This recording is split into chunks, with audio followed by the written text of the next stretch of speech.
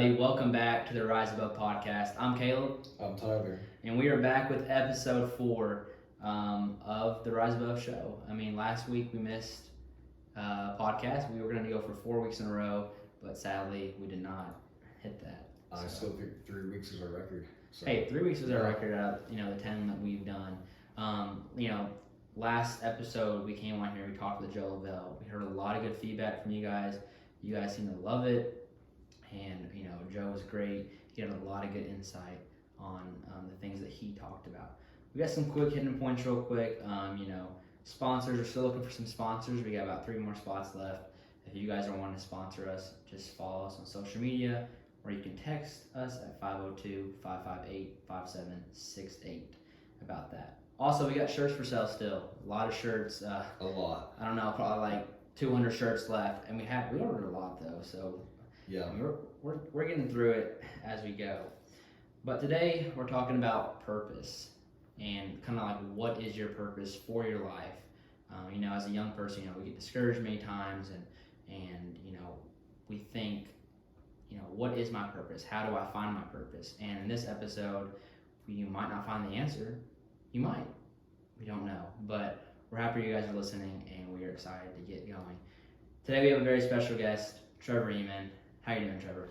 Hey, I'm doing great. It's happy to be here. Good. Well, we're happy to have you on. We're really excited about this. Me and Tyler have been, talking about different episodes that we wanted to do, and we thought that purpose was a good talking point, just because we've had a lot of questions about people, asking us, how do I find my purpose? Kind of searching for that, and we believe that you're gonna help us out here and give us a little bit of a deeper understanding. So, kind of just talk about who you are and let the listeners know. Well, yeah, purpose is a great topic, so I'm looking forward to getting into it and sharing some insights there. But yeah, so to introduce myself, my name is Trevor Emond, and I live in Sellersburg here, and I'm a web developer by day. That's the job that pays the bills, so that I can do my purpose, and maybe we'll get into that, those details. But I'm a father of 3 and happy family man. I attend church at Church of the Open Door in New Albany, and I'm a minister there, youth leader.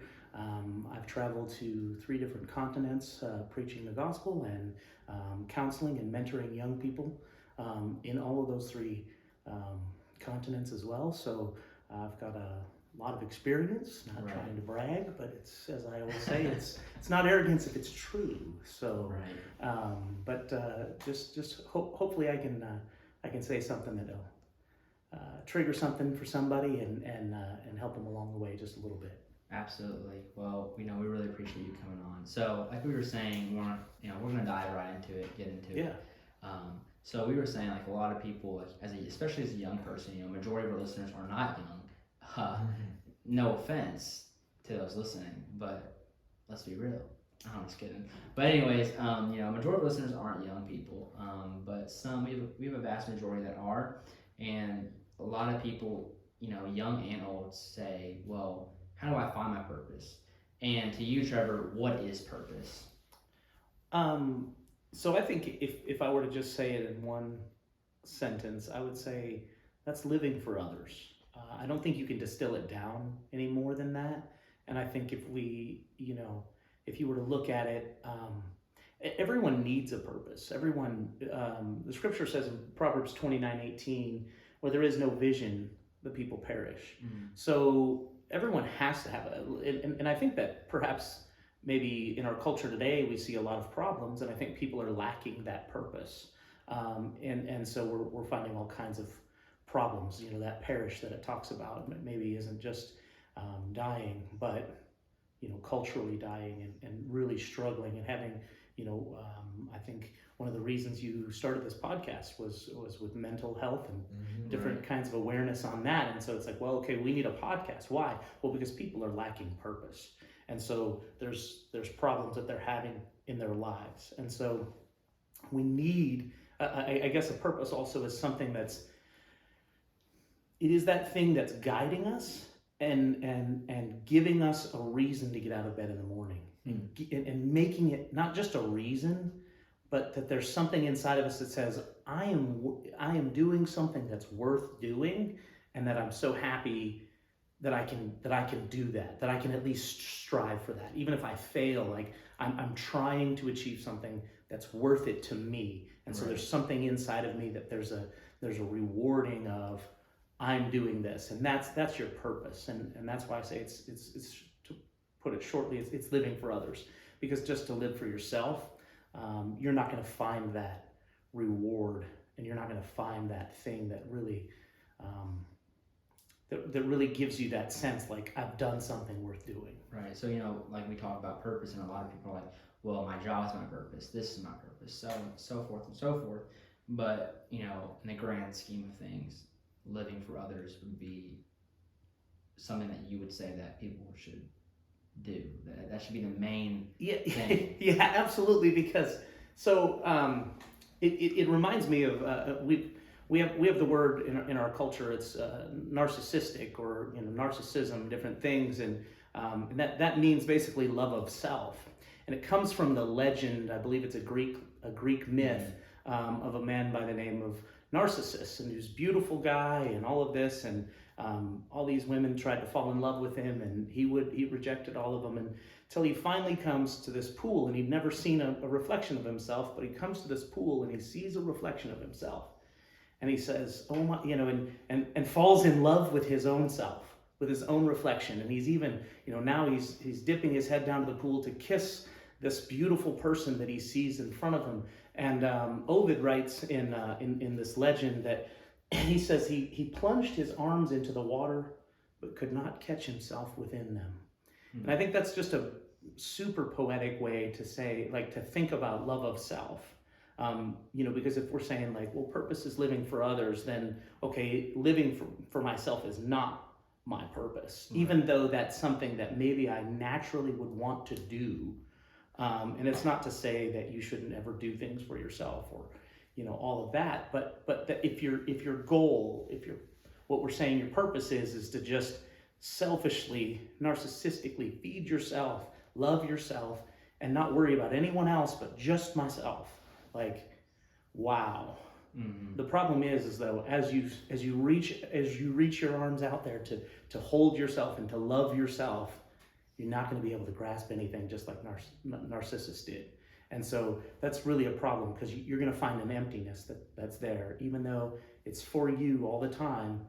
But that inner sense that you're trying to do something that's worth doing, that'll never be rewarded in that. Right. In that. So it has to be about someone else if we have purpose.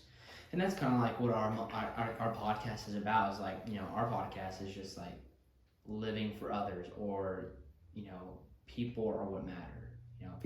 People are what matter. At the end of the day, like like we and you have talked in the past, and like at the end of the day, like people will not remember you for your job or for your career or whatever, but people will probably remember what you did for them, or the way that you treated them. And I think that's, especially in our generation today, is that we lack that. It's because we find it so difficult to do that. And I think it's just because we're so caught up in the word self, Yeah, absolutely. And even with social media, I mean, if you look at social media and stuff like that, that has been a factor in that problem, is just because, I mean, social media is all about I. That's the main thing.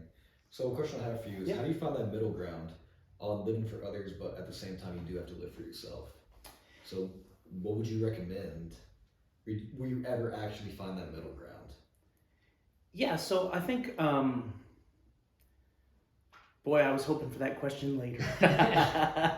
But no, so I think let's start to kind of develop this, and maybe I can get to that as we go there.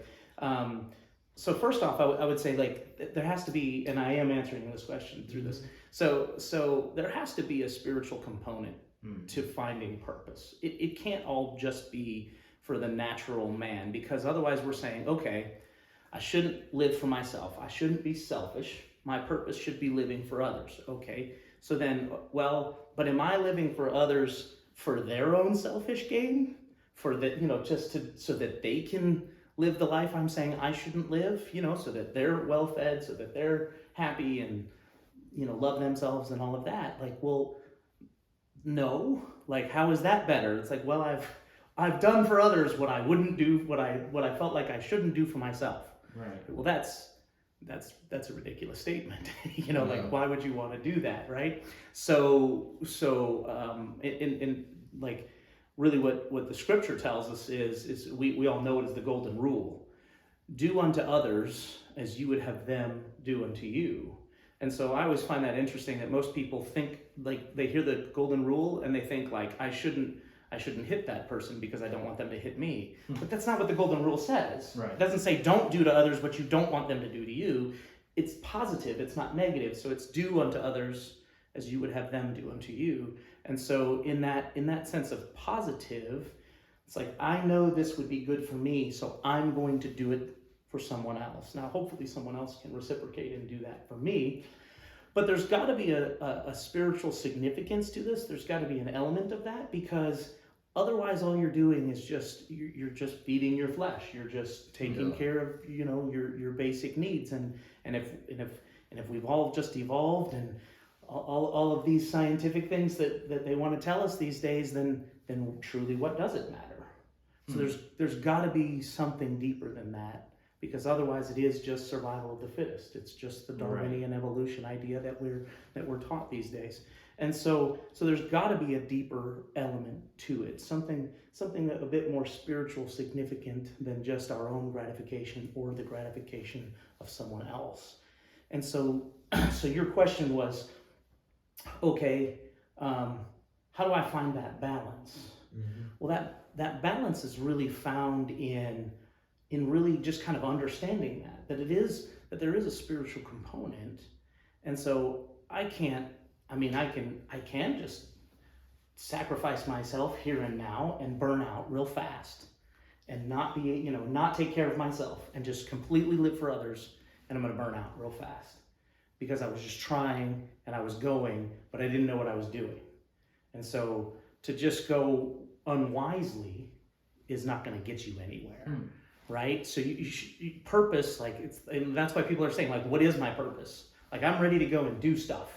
Like, but what is that? What would I, and I think there's an element of, like, what would I be good at? What would be something, so if I was created, then I was uniquely created. And I mean, we all have, our fingerprints and things like that. So every one of us is unique, but it's not just physically unique in our fingerprints. It's also spiritually and emotionally unique. It's also like we have different gifts and we have different abilities in our lives, right?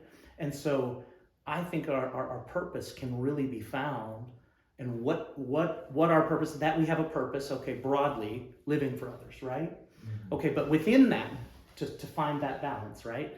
Within that, then, what is it that I should do, specifically me, where I could succeed, where maybe others can't succeed as well, or at least I would be good at doing this thing for others to find my purpose. Because that's what we're asking. It's like, okay, I can live for others, great. What should I do?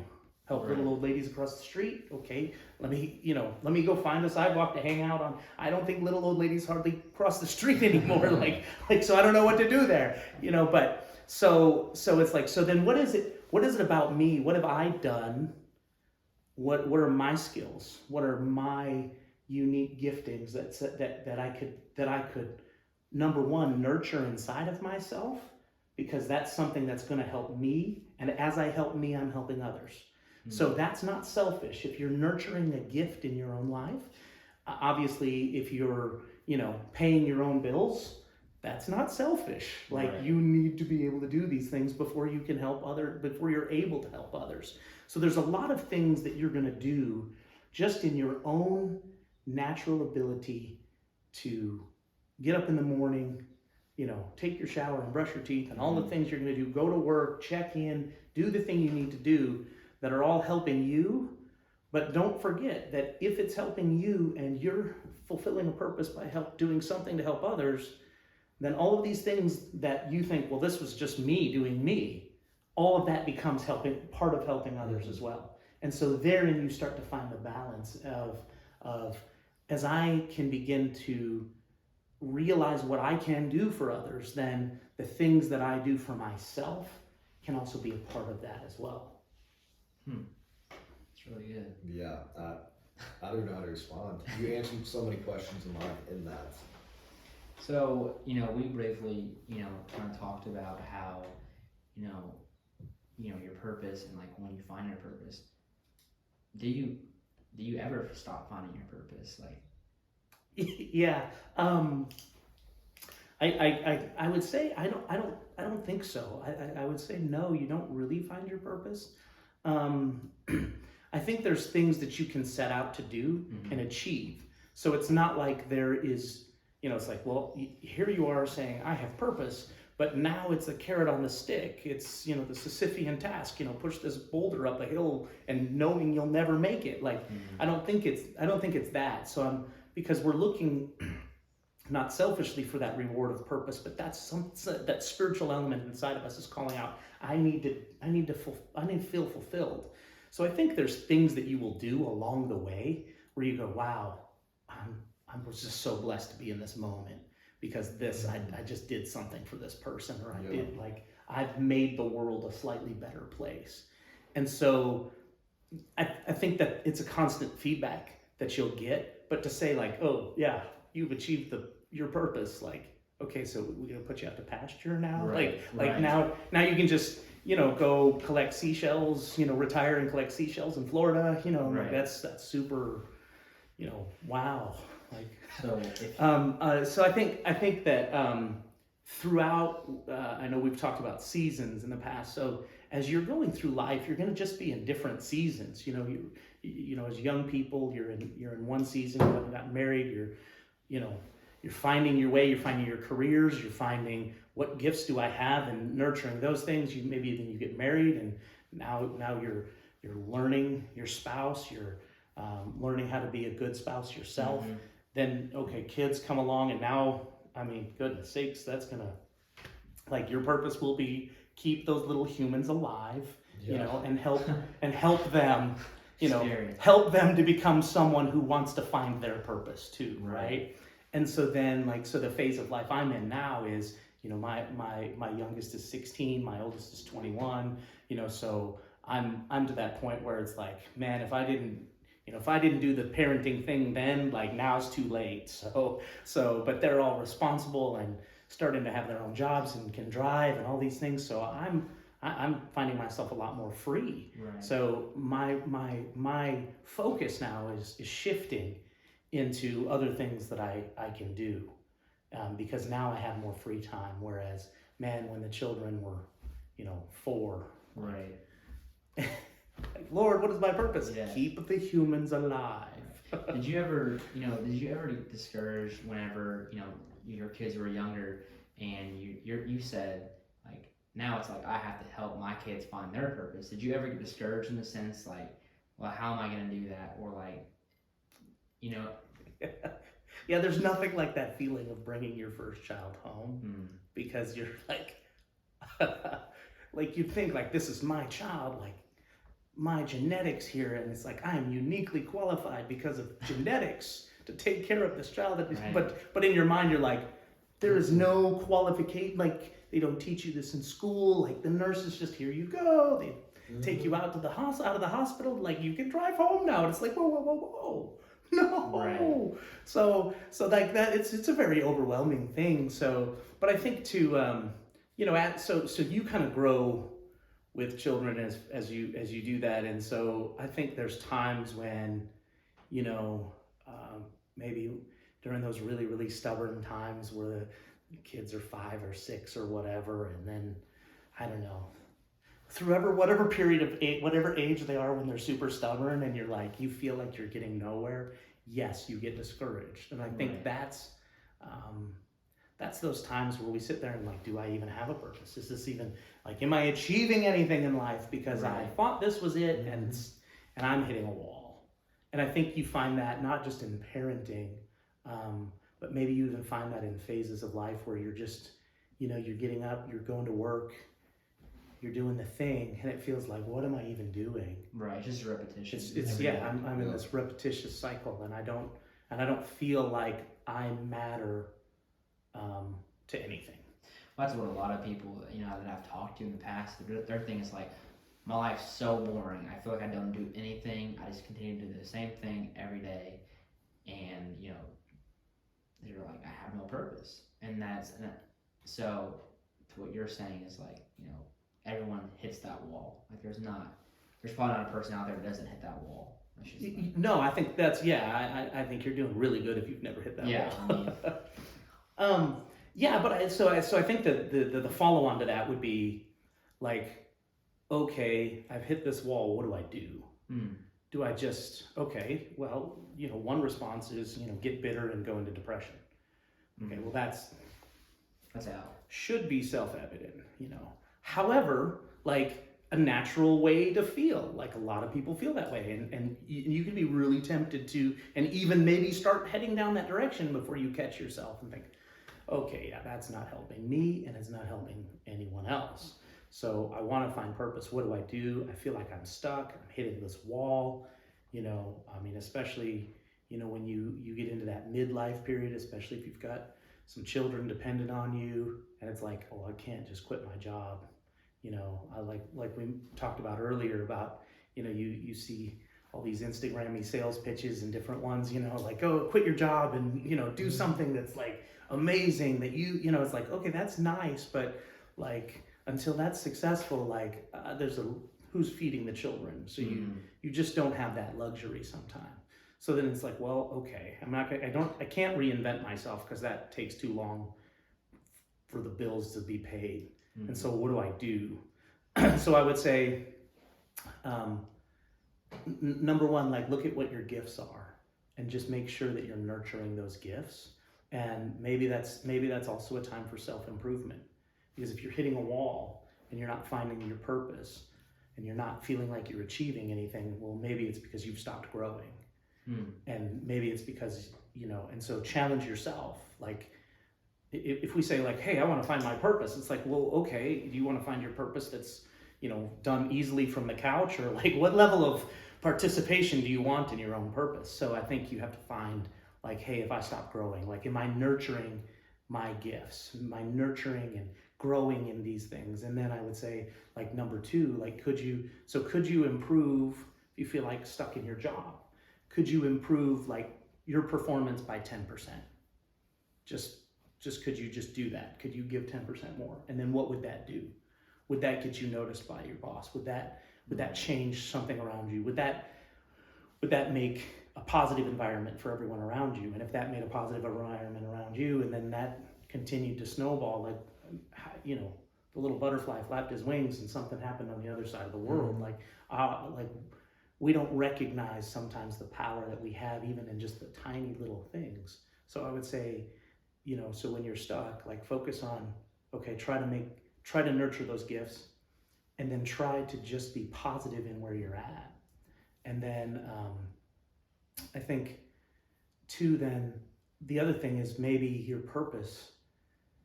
So like I opened with, I said I'm a web developer, but that's the thing that pays the bills. Right. And I'm super blessed. Like I've got a really good job that I'm really blessed in, and I enjoy it. Just mostly, like as much as someone probably enjoys a job that they have to be at and can't work from home. And anyway, I'll digress from that. But so I'm really blessed in that. But I don't find fulfillment in my job. Like that's not. Some days I had, I was successful in writing a bit of code today. I felt pretty good about that. But like at the end of the day, like I could really find that very repetitious. So I had to come to, in my mind, I had to shift my own thinking to say, hey, my job doesn't identify who I am. Like I'm a web developer, and if I lose the ability to develop web pages and applications and things like that, suddenly I have no purpose anymore. Like that's a really, you're limiting yourself when you're limiting your identity to that thing which you do. And so I would start to broaden your horizon and say, okay, what can I do outside of work? What do I have a Saturday morning free? Can I go, I don't know, coach soccer? Right. Something. I don't know what that is, depending on, that's your gift, that's your unique calling. Where can I be involved in something that I'm helping others and can feel that sense of like, I've done something well? Because then you have this positive feedback loop now, where that wall is you're starting to overcome that wall. And if you keep doing that, at some point in time, you're over that wall and you're like, man, this is amazing. And And I feel so blessed, Right. because I could look back in 6 months ago where I was, and now here I am. And so I would say, not just keep hitting that wall, but again, use wisdom to say, okay, hang on, there's a wall and I'm feeling that.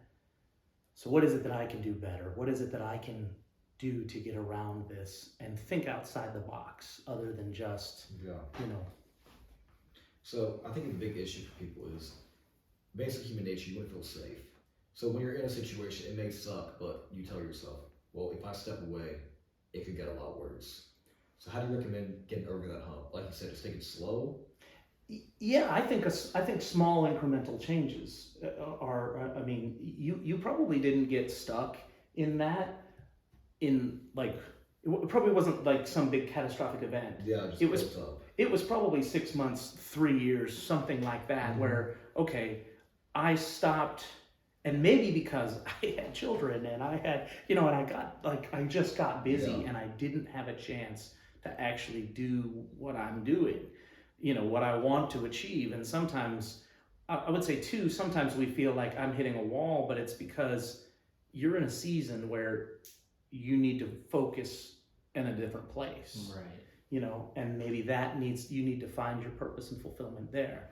So I would say, like, for me, so you had Joe Lavelle last time, risk taker, think outside the box kind of guy, right? Like, I am the anti Joe Lavelle. Like, I am, I have been in my current position for 18 years, right? So I don't move quickly, So for myself, I would say, look at what's around you and make those small changes 10% better, and because I would look at it, especially like I said, we had children a year after we were married, so I never had the chance, like, to me, I didn't feel like I had the chance to reinvent myself and take a big loan and do all of these things, like, oh my goodness, like, so I feel like what I would say is if you're looking at, okay, I'm at this wall,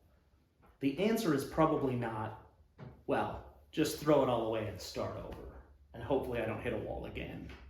That's probably not what we're looking for. There's probably somewhere else that you can find the purpose and your ability at than to completely reinvent. Because to me, like, in one sense, it's like, okay, maybe the work environment is toxic and things like that, and maybe you should find a different place, but that's different than purpose, right? Yeah. To say, like, well, I've hit a wall, I don't feel purpose, so I'm just gonna run away and go try something new. Like, that's how you could say that. That could be interpreted that way, and maybe that's actually what you're doing. And I don't know. And I think, well, if you're running away from one thing because it got hard, I don't know that you're gonna find real fulfillment and a purpose that in something else. Yeah. So I would stay there and I would look at that and analyze that and figure out, what is it that I could do better, or where could I shift my thinking to be a bit broader so that I can find that. And that's why I say, like, find purpose outside of the job, find purpose outside of the wall that you're finding, and perhaps in that you find your way around.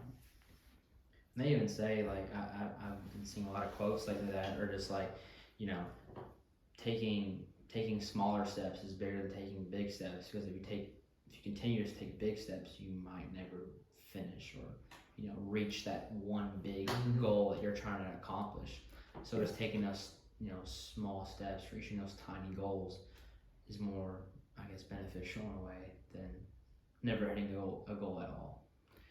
Yeah, I think, well, going back to, it's like, well, do we ever actually fulfill our purpose? It's like, well, I think taking sometimes those big, huge strides and we think, yeah, I'm going to get there, can be very deflating, because then when we don't actually get there. Right. Whereas if we just say, okay, yeah, but every day I'm going to get a little closer. Every day I'm going to chip away at this. Every day I'm doing something that actually does matter, even though it doesn't feel like it in this moment. But I have to be able to zoom out and go, yeah, but I am achieving this, but I feel like I'm just a number at my job. I haven't gotten a raise in 3 years, but my family's fed. Like, but I go home and I'm with my children, I'm with my spouse. I'm able to be a part of those relationships. And even if I'm living for 4 people, then I'm still living for others. And so then maybe you go, okay, well, how can I make, if living for these 4 people is we'll say the best I can do right now because of my circumstances, how can I make living for them, those 4 people, the best I could possibly make it? Right. Like, and then throw my energy, my emotional energy, my mental energy, and and when I get home, I put the phone down, and I don't sit there. We don't have a living room full of 4 people scrolling through their phones. No, I'm going to put it down, and we're going to make a difference in one another's lives. And so, how can I throw my energy into making the people in my sphere that I can impact to making a more positive impact for them? That's really good. It's really good. And maybe that's coworkers.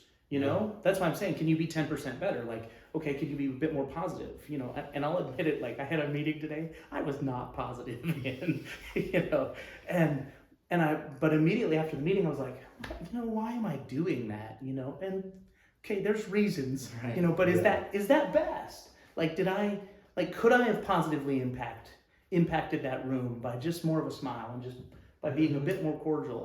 I should have. That's so good, because we think, like, well, I want to go impact this person or go impact so many amount of people this year. That's one of my goals, is like, try to impact someone.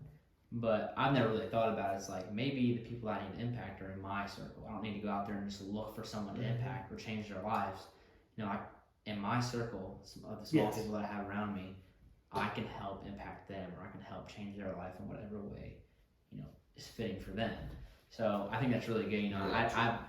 That's the first time I've ever thought about it like that, because that's one of my goals, is like, hey, I want to be a difference maker in somebody's life, and it's tough just to be like, oh, that's one of my goals, I want to do that. Like it's a big goal, but I've never really thought about just making a difference in the small group that you're in. Well, so like, I get it. Like, we want to go be, I don't know, I'm trying to think of some historical figure that's not coming to my mind right now, but like, I want to go be somebody that's like had this huge, massive impact that's well known, and there's books and movies about them, and like, we want to be that. Like, but those people didn't just become that. Yeah.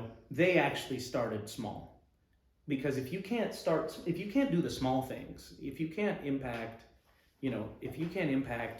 your own family, the ones that are closest to you, that you should be you should love these people. Like, if I can't positively impact them, then what makes me think I'm going to be able to positively impact someone outside of my house? So okay, if I can't even spend the time and the energy to learn and understand what I should do right here in my own living room, then like, why would I jump past that and say, oh, but I'm going to go impact the president? Like, well, why is the president going to listen to you? Right. Yeah. The ones that love you don't. So. Well, it's like the quote, like, you can never love someone else if you don't love yourself. Like, that's really like the standpoint. You have to start small and then work up, and then work up, and then work up. Dude, it's hard. It's very hard to. Oh, sorry, I'm stuck. No. So yeah. So it goes. When you're starting small, what are you doing? I'm learning. Right. I'm growing. I'm recognizing I am not I don't have this huge inflated view of myself. I've got a little bit of humility that says, okay, maybe I'm not the greatest thing ever, and maybe the world shouldn't actually listen to me, even though I do have quite a few followers on Instagram, or whatever it is, like, okay, well, start and impact the people that are around you. And start realizing, like, wow, this is great. Again, positive feedback loop. Like, things become better for you because you've made things better for others, right? And so this kind of goes back to one of your first questions. It's like, how do you find that balance? Mm-hmm. Well, like, when you start recognizing, like, hey, I'm pouring just a little bit in here and I'm getting this huge return. Like, suddenly I've just been 10% more positive at home. And now the dynamic at home, like, everybody's happy, and it's amazing, and it makes it so much easier to live and to love and to do what I'm trying to do. And then now I'm more positive at work, which is not. Right. Now the manager's like, hey, this guy's positive. We should do something with him. And it's like, wow. And so that that positive feedback loop starts coming, and you start being able to go and actually impact more because you started small, you began to learn, you began to success, you began to build on those successes. I mean, your purpose is so in life, you know, and everything that you're doing in life, you're doing the same thing. And so I just, you know, speaking from my own experience, you know, I've always just tried to say, you know what, I have huge goals. Like there's things that I want to be, you know, this popular worldwide, well-known evangelist, you know, had moderate success. I've traveled to many countries and preached, and that's been great. But 20 years ago, like, you know, if my goal was like, yeah, I'm gonna travel to Norway and preach, like that would have, well, that would have seemed really unattainable. Yeah. And if I would have just said, okay, that's what I'm gonna do, and then I would have done, like, if that was my goal and that was the thing I wanted to do, like that, like, let's just recognize like how I just changed my language. Like I'm talking about a goal and not my purpose. Right. Right. Now it's purpose-y. Right. But it's a bit more selfish now. Why? Because I'm wanting it for my own advancement, for my own selfishness. So I recognize like I need to not do that, and I need to say, how can I just be a blessing to those that are around me? And that's usually, it's like, oh, you know, hey, Trevor, you did great at this. It's like my usual answer is just trying to be a blessing. I've said it thousands of times in my life now. I'm just trying to be a blessing, because if I can just be a blessing in a little thing, then great. If it's a big thing, great. But at the end of the day, I blessed someone else. I impacted their life positively. I made their world a little bit better, helped and strengthened them. And whether that's in the gospel, in the Christian faith, or in just their life and just their going to work and their personal goals and their relationships and things like that, then hey, if I've blessed them, and helped them, then that's great. Right. And right before we just wrap up, I just want to say, you know, really quick, like the return is so much greater living for other people than it is living for yourself. You know, that's just something for listeners out there. You know, just think about it for a minute. Like, you know, like Trevor was saying, like, you know, the whole purpose is living for others. That's what you should, you know, identify your purpose in, is living for others. And you know, just like Joel Bell talked about last time, and now Trevor is like, it all comes in together. Is like, people are everything, and the people, if you can just impact a small amount of people, then you've done something. Yeah. Because, you know, sometimes people die and they don't even impact one person. And if you can impact 5 through your lifetime, I mean, that's huge. Yeah. You know, in my opinion, I think that's huge. So the return is so much greater living for others than it is living for yourself. Well, if I can just take a couple more minutes. So, you know, my wife and I were just talking about it. We had a real nice day alone and just had a chance to really talk about like our future plans, and where we're at, since we're in this transition period where our kids are older and we're starting to be able to look at, hey, maybe in 5 years they won't be in our house and we'll be free, and what are we going to do? And, you know, and so then you always, you know, you start reflecting on the past a little bit, and you know, I would say that I've spent a really good portion of my time in developing gifts that are ministry related, which for me just hasn't really paid a whole lot. Like it hasn't been a financial blessing to me, really. I mean, to some degree, maybe just a little bit, but most of the time I'm just happy if my trip got paid for, like, well, we're pretty good, you know? So, so we started looking at this, and I realized, you know, if you know, because I could compare myself, which is always a dangerous thing. I could compare myself with some of my other peers and go, how are they more successful than me with their bigger house and their newer cars and all of these things? And I realized it's like, well, I've spent a significant portion of my life developing gifts and pouring into others. That hasn't been a financial blessing to me. And it's like, but my wife and I were talking about this. It's like, well, to do it all over again, to go back 20 years and start over, would I change a thing? I'm like, no, I wouldn't change a thing to where I did more for my own financial gain or my own material gain, because I can look and I know the people around me that I've impacted, and that to me is so meaningful. And that's why I say, like, that spiritual component, like that impacts you in so much more of a greater way than any of the material things. But that's not to say that, like, again, finding that balance, like, I haven't like thrown my whole life away and we don't live in a shack because I'm too busy, you know, serving others. Like, no, there's a definite, like, there's a definite reward, but it's not so much material, but it's not material. It's like, there's, you can really, you know, you do you, and you know, serve others. And I mean, as you begin to serve others, there may be ways that you serve others that do become like a huge financial benefit to you. But you became successful because everyone knew you were in it for others more than your own financial gain. And that's what I think all of these business coaches and things like that will tell you. Find some way that you can contribute and help others, and then they're going to come to you because they know it's about you helping them. So just try to figure out those ways in which you can be a blessing, and it will bless you just as much or more. And I think that's really what purpose is kind of about, is finding that vision of what makes this life that I have, these few years that I've been given, meaningful to be lived, and to be lived well. That's so good. Well, Trevor, we really appreciate you coming on, man. And you've had a lot of good golden nuggets, as we would call it, and a lot of good stuff. And if you're, like I said at the beginning, you might have not gotten something out of this, you might have, but we really appreciate you guys tuning in for another episode. We'll be back again soon. Hey, leave us a review. Let us know if you enjoyed it, and or DM us and let us know. We really appreciate those comments. But that's all for now. We'll see you guys on the next one. Thank you, guys. Love you. Been great to be here. Thanks. Good. Supposed to kiss, Caleb. I know. I keep forgetting, dude. It's kind of We always say love you and then kiss.